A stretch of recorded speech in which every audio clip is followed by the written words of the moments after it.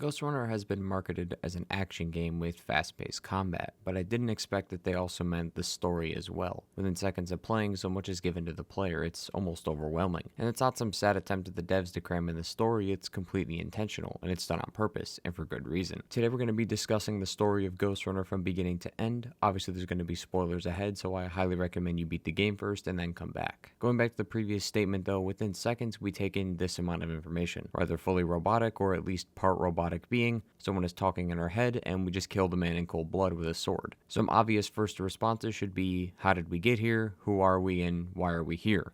All very valid questions. Allow me to give you a brief rundown of all the information given to us about what happened before we got to this exact point. Humanity was living a normal life, but something called the Burst occurred on September 26th of 2156. It's unclear what happened and what caused it, but it wiped out lots of the human population. The CEO billionaire Adam Hamada had predicted an astronomical event that would occur in the near future. Because of this, he created a giant tower called the Dharma Tower, built to house hundreds of thousands of people away from the inevitable apocalypse and to keep the human species alive. The setting of the whole Ghostrunner game is played inside the tower. Because of the burst wiping out most of humanity's creations and its history, a lot of the world resorted to new ways.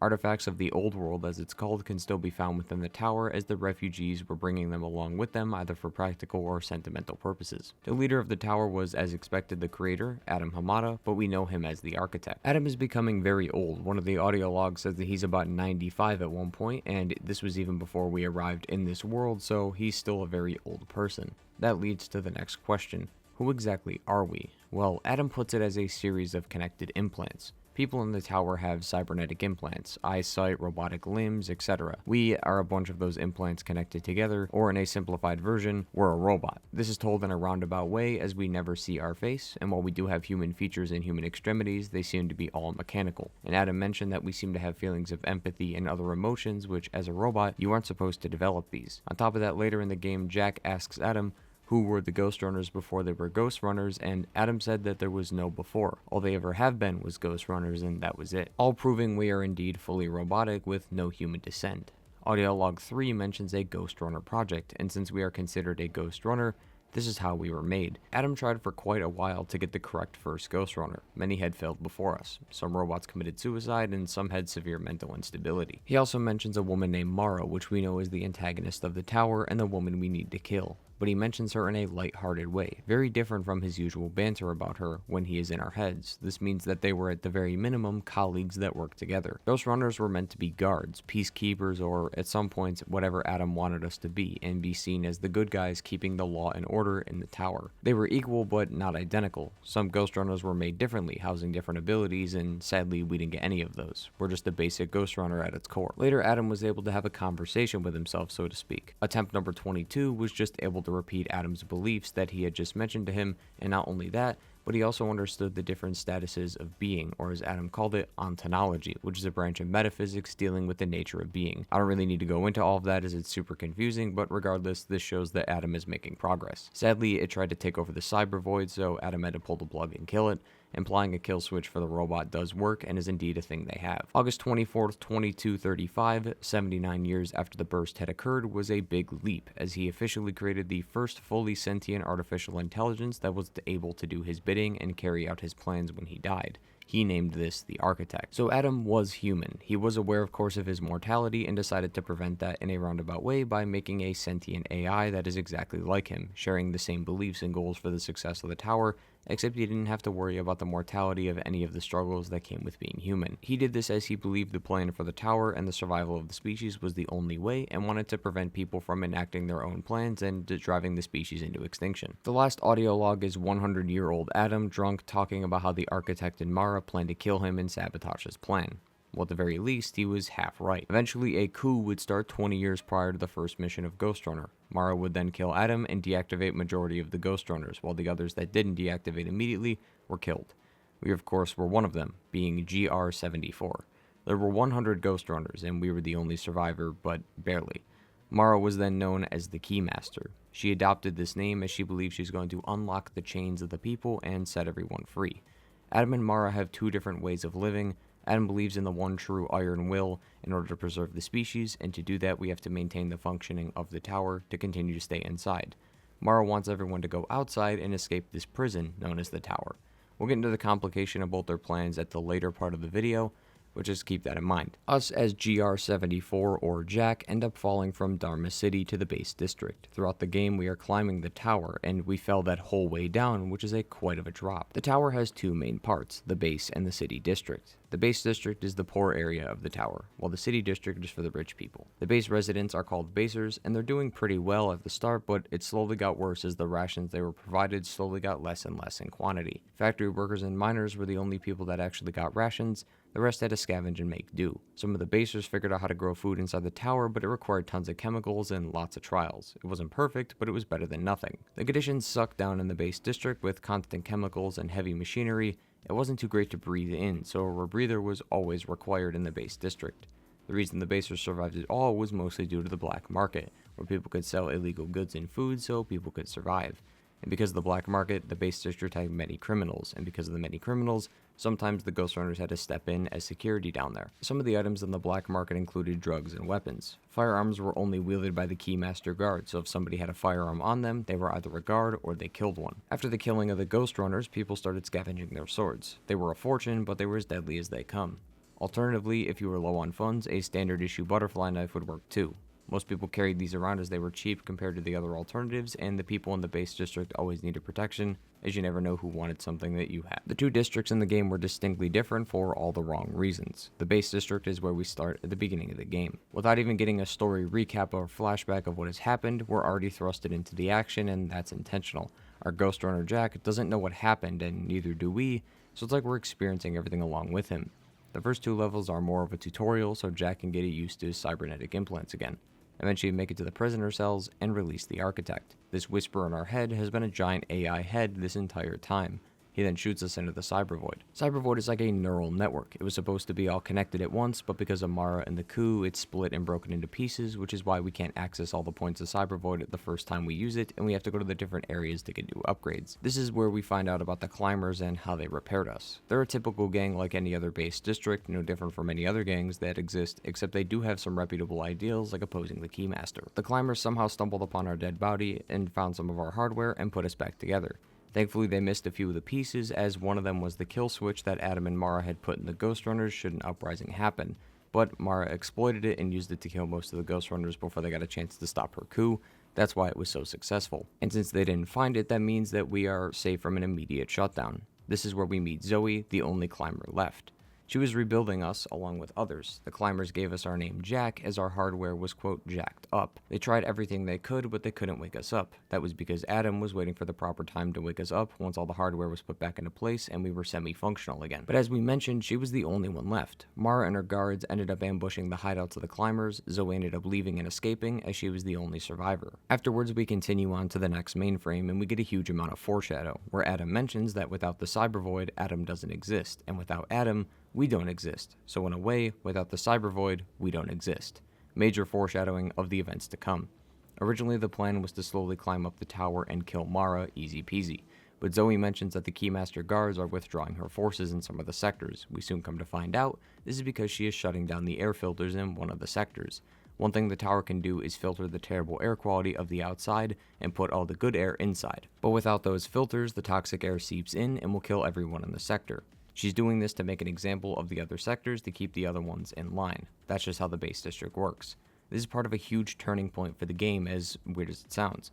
Adam shows his true intentions by bringing up how sometimes sacrifice is necessary for the majority to survive. As long as the tower is prospering, any amount of sacrifice is worth it as long as it's the minority. As Adam puts it, we weren't designed to put the needs of the few over the needs of the many. This also shows that even though we are fully robotic, we're starting to develop emotions, which is very out of place, and Adam had not intended for this to happen. Jack brings up a good point though. If Mara wanted to make an example out of the sector, then she would have just broken the air filters and prevent any types of repairs. The reason Mara does this is not because she cares about the people, but it's because the people that are there are basically human production lines, and she uses them as tools so the city district can survive. It's very apparent for Mara that while she does care about the people of the tower, it's not because they're just people and the human species, it's more because they are just efficiency workers that will help prosper the tower. We finally make it to the next mainframe connecting the air filters. Here we learn about the cyber void and how it's connected to everything in Dharma Tower, and it's basically a huge network. With the mainframe finished up, the air filters are back online, and the Sector 5 and its residents continue to live. Mara also shut down the central elevator, so we have to find the control terminal to get up to the city district in a different way. This is just as simple as finding the Cybervoid mainframe again, then connecting to it physically bypassing the wall, and we're in. We then see a disturbance nearby, which is the Laser Array T073M, or Tom. Beating Tom is a tough one, who has 3 phases, all of which are very complicated. Tom is easily the hardest boss this game has, due to how much you have to pay attention to every single laser and firewall that exists in the area. This machine is basically a giant defense system for people who are planning an uprising. It sounds like Adam was expecting an uprising, but that wasn't the case. He even states that he wasn't expecting one, but he built Tom just in case there was one. Once Tom is defeated, we take the elevator and we're now in Dharma City. As we stated, the city district is more for the privileged and the rich. Before Mara ruled, there was an exam Adam had, which was a way for people to move up into the city district from the base district. It's unsure if Mara kept the same system when she was ruler, but regardless, both Mara and Adam both allowed very little people to live this high up in the tower. Only the loyal and the worthy were allowed. Now that we've made it to the city, our next goal is the repository. We also learn in this section why we use swords and not guns, which is a pretty valid question, and that's due to the fact that there's no collateral damage, no stray bullets, and no mechanical issues with the sword. It's very simple. Within the cybervoid of the repository, we discover a bit more info about the actual Ghostrunner project. It used to be a military contract, but then turned into something way bigger. Mara and Adam had both co-operated the project. Adam handled the logistics, and Mara made the design of us.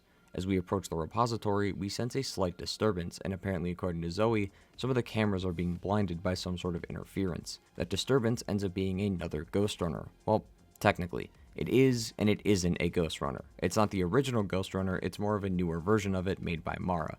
It's unclear why there's only one. When the contract with Adam, she had 100, but I guess she was maybe confident in her abilities to prevent an uprising and keep the peace, so she only needed one. I doubt this thing was actually specifically made to kill us. I think that's more of an added bonus, as these things can really not be mass produced, so she must have built this before we were alive. While chasing this Ghostrunner, we see a train, which is fast enough to catch up with her. We then make it to her and start the second boss fight. Her name is Hell, and as we said, this is Mara's guard or Ghostrunner version. The Hell boss fight is pretty easy and can be done fairly quickly, so there's not much to it. We end up taking some of the data intact from her head and take some of her abilities. This level also brings up a pretty good point. Zoe mentions to us that we and her are pretty similar. We're the last of our people, and we chose to fight against the oppression of Mara. While she's not wrong, she technically is, as we were programmed to fight and obey. We're not programmed to do anything else, so technically, us uprising against the oppression of Mara was technically not our choice. Eventually, we end up reaching the lab, where we're introduced to more unique enemies. They have these synthetic respiratory systems and fake skin surrounding most of the body and no brain. These aren't even humans anymore, which is definitely not okay. We then find our last Cybervoid mainframe and get our last ability, but it's slightly concerning as we're hacking the Atma chip of the person and turning them against their friends. This means that Adam knows how to hack into people's minds, which, while he never used it, the fact that he knows it exists is an issue as he can do what he pleases with that knowledge. Jack says that Adam is worse than Mara, as Mara only sabotages the Ghostrunners where Adam has the potential to sabotage other people. And maybe he's right, it's more of a debatable argument. We then reach a larger laboratory which, according to Adam, houses the world's brightest minds. Most of them were here before the cataclysm, and to save their expertise. Adam knew he couldn't save everyone, but at least he could save the best. We're slowly starting to understand Adam's whole plan bit by bit. One thing that continues to come up more and more as we get into the later levels is the questioning of Jack. Before, in the first couple levels, all Jack would really do would just obey and do what he was doing. But now when Adam brings up the negatives of Mara, like how her plan is so terrible for the species, he'll start to question Adam as well on the same topic. Like if Mara's plan is so bad, then that must mean his plan is good. But Jack doesn't know his plan, so he asks him and Adam refuses to respond, as Adam knows that if he does say what his true intentions are, then Jack won't obey him. Adam has been noticing Jack was losing his usual robot mind and becoming more human-esque as we're developing emotions, and you can tell he's trying to prevent Jack from thinking too much and keeping us in line, as he's constantly talking to us and saying how good his plan is and how terrible of a person Mara is. But it's really Zoe who opens us up. Someone not of a higher power and just a normal citizen who isn't ordering us around and sometimes understands that we don't need to do everything she asks. She briefly mentioned the people dying in Sector 5, and Jack voluntarily helped with the toxic filters. He was never forced to do any of this, he did this completely on his own. Mara was noticing this as well, and she questioned Adam as why we even had to save the 5th sector anyway, and she was mentioning how we must have a mind of our own, and she's right, as Adam was completely against the idea the entire time. Mara starts to reveal more about Adam and his plan, saying how we're just pawns and that Adam wanted to make something stronger than humans, but they were slaves and expendable. and at this point, the questioning is getting pretty bad. This place is special.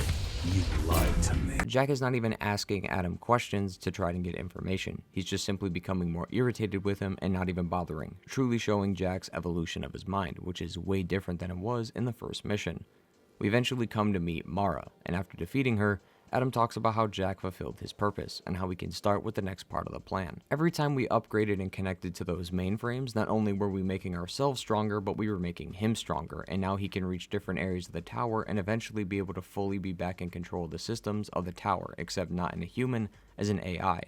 Once we go through all of the cyber void though and officially make it to Adam, he does try to stop us. This ending cutscene is pretty revolutionary, as it's huge for Jack. He doesn't want to go by his Ghostrunner name anymore. He wants to go by his human name that Zoe gave him. With Adam defeated, the tower now has no ruler. But because cyber void is gone, as we severed the connection, so too are we. Since, as we stated before, without cyber void, Adam doesn't exist. And without Adam, we don't exist. So in a way, without the cyber void, we don't exist. Things are a bit spread out in terms of the information of their planning, so let's just recap exactly what both of their plans were. Mara's plan was those creatures, synthetic beings with no mind, just emotionless bodies, not human, but able to walk the surface of the planet again without being in the tower. As Adam puts it, Mara doesn't care about the side effects of her testing. She doesn't even care about their sanity, only their efficiency. For obvious reasons, this is a terrible idea, which is why she needed to be stopped. Adam, or the Architect's plan, is about how we are just tools for something greater, saying that as long as we preserve the tower, everything will be okay, and if a small amount of people die to help the majority, so be it. He also mentions that everyone will be eating, sleeping, breathing, and breeding according to the needs of the tower. In a way, if we have no control over what we do in our day-to-day life, doesn't that just make us the same emotionless creatures that Mara was creating, except at this point we look more human? Both of their plans are the same, but slightly altered to fit their specific needs. Mara wants to leave the tower, Adam wants to stay in it. Both of their plans involve using the people of Dharma as pawns in their experiments, and the two don't see the error of their plans as they think it's for the greater good, but they're both delusional as both of their plans have the same outcome. None of them really cared for the people, only themselves and this illusion that they were helping humanity, when in reality, they weren't. Humanity is full of humans with emotion, being able to think for themselves and do as they please. These are not humans, they're just creatures. Zoe, I think, put it really well at the end of the game, saying Adam and Mara wanted to be gods with the citizens being their playthings, but they overreached, which got them killed, and I think that's completely true. I've heard a lot of people discuss the very, very ending cutscene, which is Jack dying, but then him gripping the sword, proving he still has some life in him, and while I think that's valid, I don't really think that's too important, as the outcome of our actions is what is more important. If we actually lived, that's fantastic, but if we died, then it's tragic, but we also helped humanity not be tied down by tyrants, and in some way, either option is a win for the human race. It's said that Jack would die when he finally got to feel human, even though he's not, but he at least can say that he was human even for a little bit of time, and not some mindless machine like the first couple missions. And that's the story of Ghostrunner. Thank you all for joining me on this journey. Let me know how you liked Ghostrunner in the comments down below. It was shorter than most games I've played, but it was a blast every minute of the way.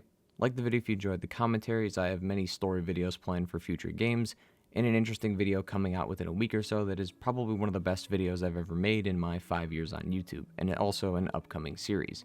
Regardless, thank you for watching, like and subscribe, and hopefully I'll see you in a future video. Goodbye.